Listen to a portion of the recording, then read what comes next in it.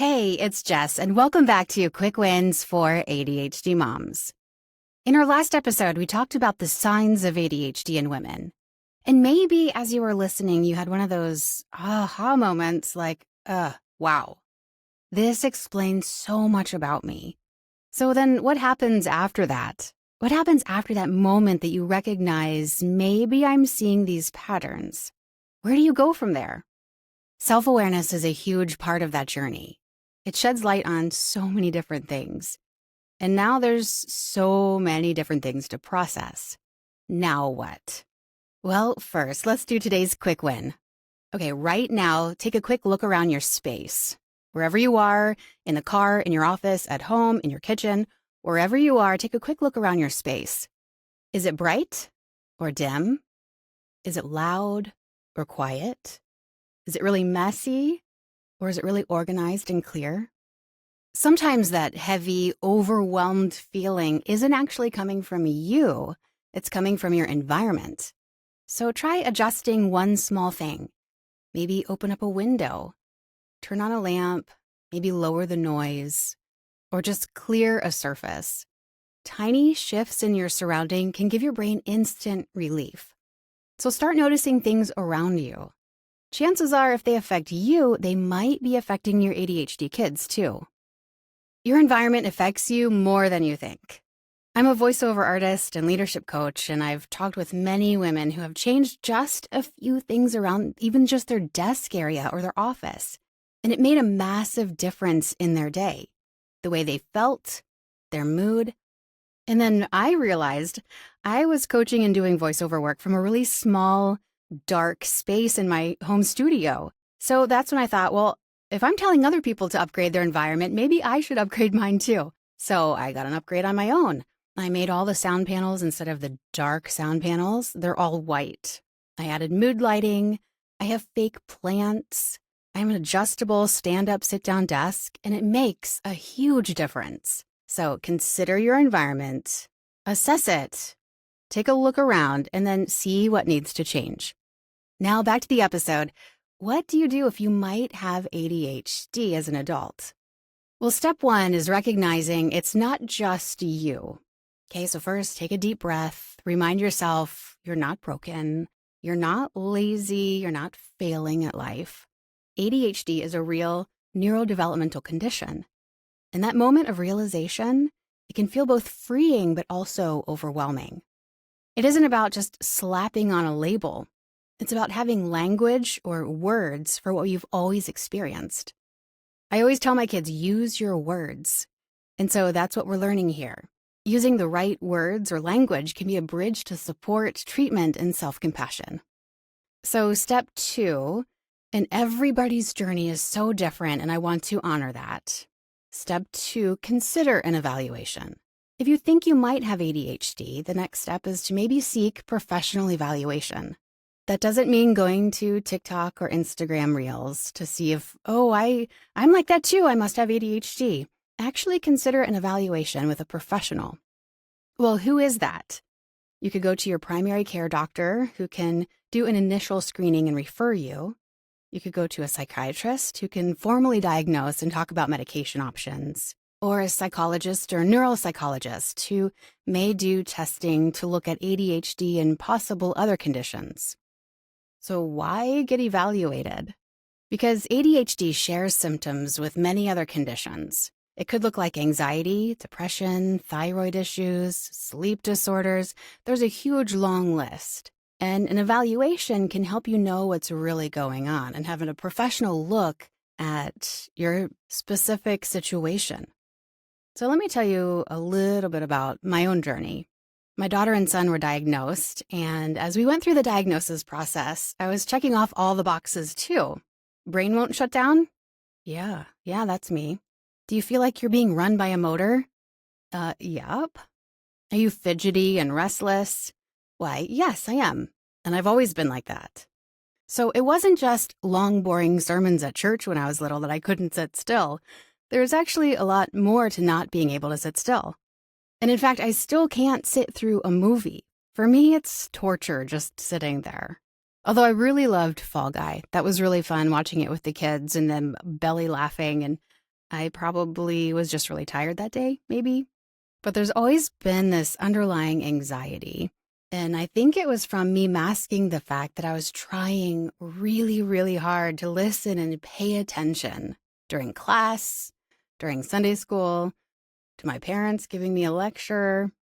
So after 2 of my kids were diagnosed, I thought, it wouldn't be bad if I just went and got assessed myself, and then I can see maybe it is just general anxiety, or maybe there's something else going on here. So I went to a local counseling and assessment center and went through the process myself. They used the Brown Rating Scale. It's an assessment tool that helps to assess executive function impairments associated with ADHD and some related problems. They also had me do an intake form and did an interview process for my diagnosis. So my Brown test scores were actually really high. I hit the 99th percentile in memory, which doesn't mean I aced the test. It just means I have significantly bad memory. Only 1% of people assessed were worse than me. Yay. And for those 1%, I'm sorry. It's hard. So going back to the Brown scales, and there's different ways to do this, and I am not a professional. I'm just sharing my story from my point of view and the things that I've been through and have seen. And so what I went through is through the Brown scale. So on the Brown scales, the working memory cluster usually covers things like losing track of things, losing track of what you were doing mid-task. Like you were in the middle of something, and maybe you go out to the other room to get a pair of scissors and realize, oh, I didn't finish that project. So you start doing that project. You need something from that and realized, oh, I didn't finish this over here. And so you find yourself wandering around the house, completing all these half tasks. It also covers things like forgetting what someone just said. It also covers struggling to follow multi-step directions and difficulty remembering what you read long enough to actually use what you just read. I find myself doing that all the time, reading instructions, reading a recipe, walking over to the kitchen to grab, what spice was that again that I was supposed to use and how much, like I just read it. And going through the evaluation process was helpful for me because the test was able to tell me very helpful things. So it told me my key challenge areas. Executive functioning. I have time management difficulties or time blindness and overestimating what can actually be accomplished. My husband saw that and he's like, I could have told you that. The assessment told me that I have attention regulation.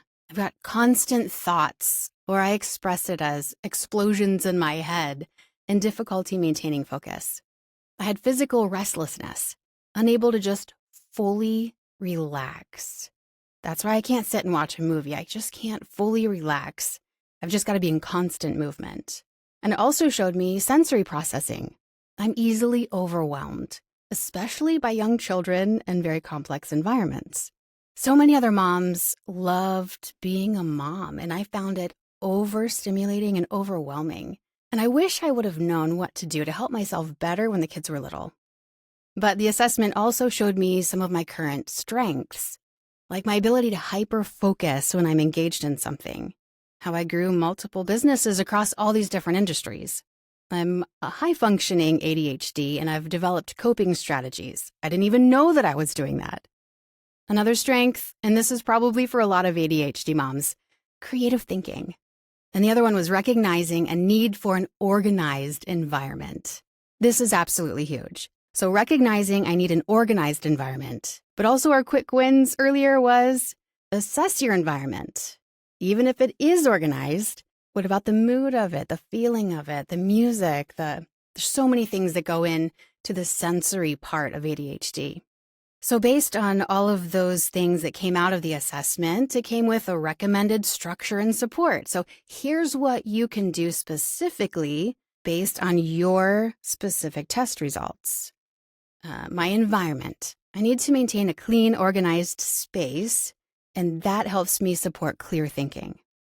I need to be careful of time management.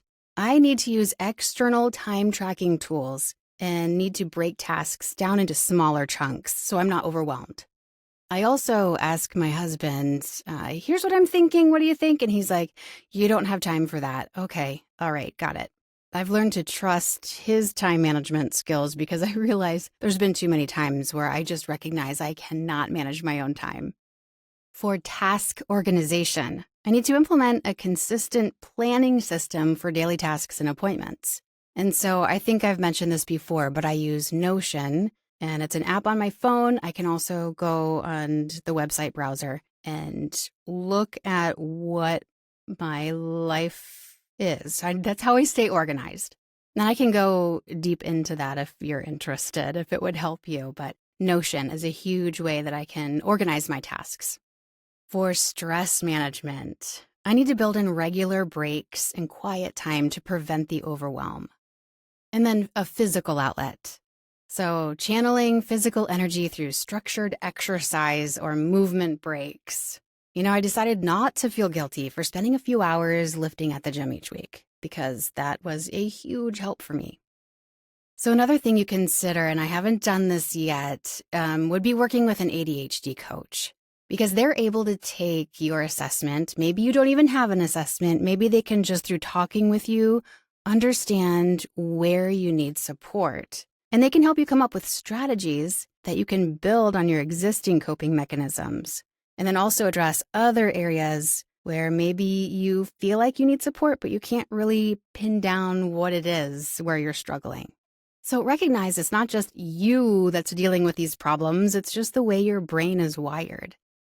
So consider an evaluation. So if you do an evaluation, you can also explore treatment options. Again, I am not a doctor. Everyone who approaches this part of the journey is so drastically different. I've said this before, I'll say it again. Everybody's journey is so different. And we can't point our fingers and say, you need to be on medication or you should never be on medication. There's just so many factors that go into this, and it's a personal choice. At the end of the day, you get to decide what's best for you. Some people decide not to do medication, and I'm excited to be able to talk to people about that. I want to hear their story of how they deal with life without medication, because that's going to look different. I'm also excited to talk to people who have gone that route. Treatment for ADHD is not one size fits all, and I'm very thankful for that. But some of the options for treatment could include medication, like stimulants, Adderall or Ritalin, or there's non-stimulants like Strattera that can help balance your brain chemistry. You could also consider therapy, especially cognitive behavioral therapy, or CBT, tailored for ADHD. It helps you build skills and reframe unhelpful thought patterns. So unthoughtful help patterns, maybe mindset coaching could be helpful here. And I do offer mindset coaching, and I have been through CBT or cognitive behavioral therapy with my son. And it was helpful, but it wasn't the end-all be-all. Yes, definitely helpful, but we needed some more support in different places as well. If you are interested in getting some ADHD-specific coaching, I know personally a couple different amazing women who can coach you through ADHD. Just reach out and I can give you their contact information. You can also find coaching or support groups. Maybe having a coach or even a group of other ADHD moms can help keep you accountable and remind you that you're not alone. There's a lot of Facebook groups, actually, where you can meet other ADHD moms.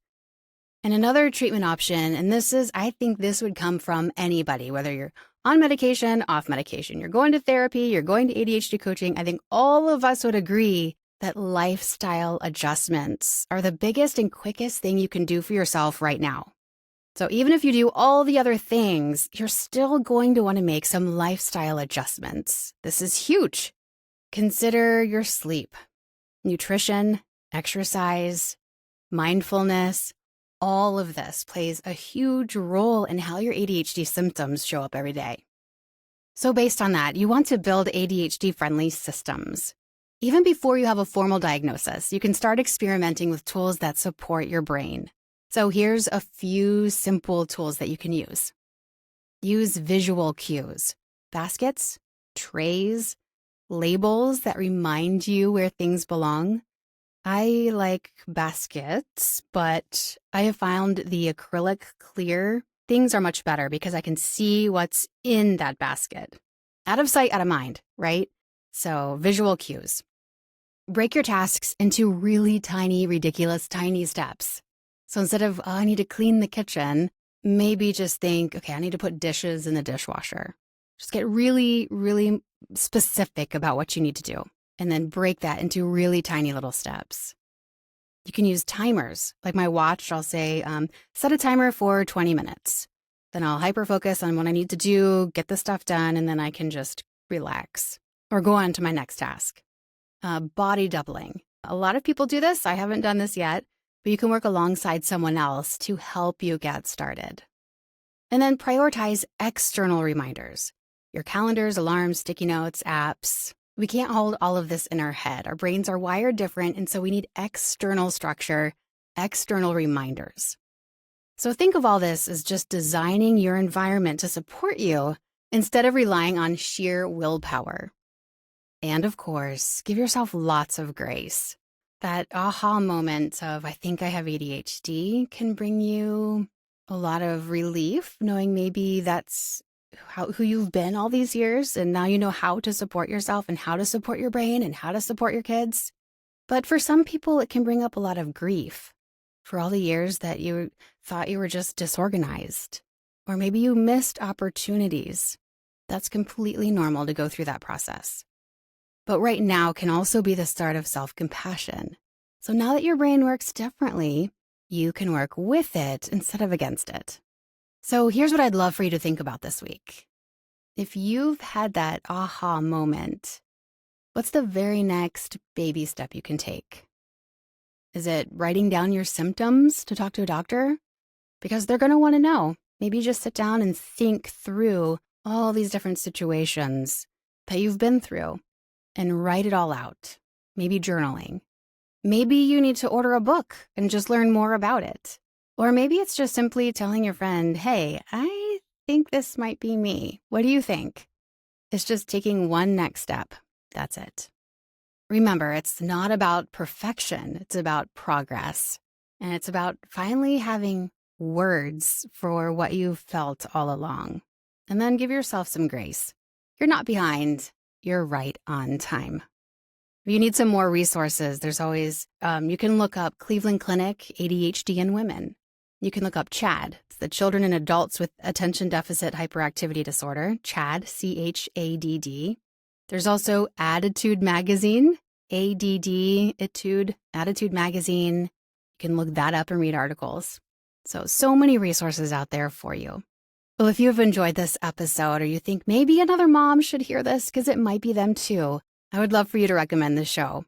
You can find us at theadhdmom.com, or you can email me with any questions, or if you have an idea or you have a quick tip that really worked for you. It's Jessica at theadhdmom.com. Hope you guys have a wonderful week. You got this.